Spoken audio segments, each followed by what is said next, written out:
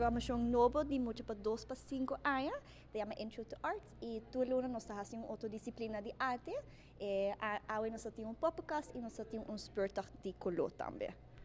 E nós temos 40 mucha, né, assim, não? Sim, nós estamos começando com a programação com muito mais chiquito, porque não tem roupa para haci de 2 para 5 anos, então nós estamos começando com isso e tudo nós temos outra disciplina também. Nós temos podcast que é para que traz muito na para sentir e fluir, na para participar.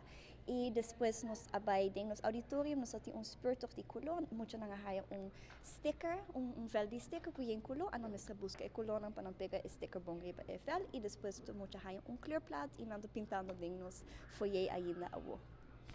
No momento que hace actividad aquí, kita es lo que estimula na emocional y junto con la mayor nang que forma parte sa aqui.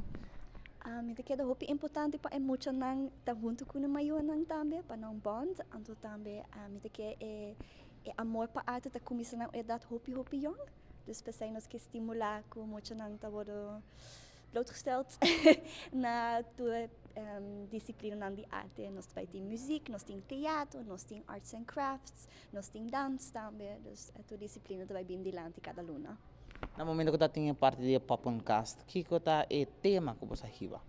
O tema dat tá é história dat chama de koppige prinses, dus een prinses cabeça dura, danke. Não, a princesa está dando para o príncipe, então yung gente está queda bem, macaco está bem, o leão está bem, para yung gente, e não está queda com yung gente está dando para o príncipe e depois ela realiza com, e não me sabe para o príncipe, so tem yung gente ali frente de que é para vai com ele também. Na final, eu tenho pessoas que agradecer para ajudar a ser aqui possível e seguro uma invitação para a seguinte sessão e que dia ela tá? Claro, me chama danke na Elton. Quando eu primeiro podcast, me chama danke na Omar, of course, nos head of tech, e me chama danke na Ferdinand Franca, que escreve história, anto tu gente que tra aqui na Cas di Cultura. Outra luna lota 25 de março em minha cabeça, por assim inschrijving via nos website e nos começar com esse ongeveer metade de maart. Ako sitting school nang ko lota interesa pa tipo de podcast na aqui. Tá, mas está factível?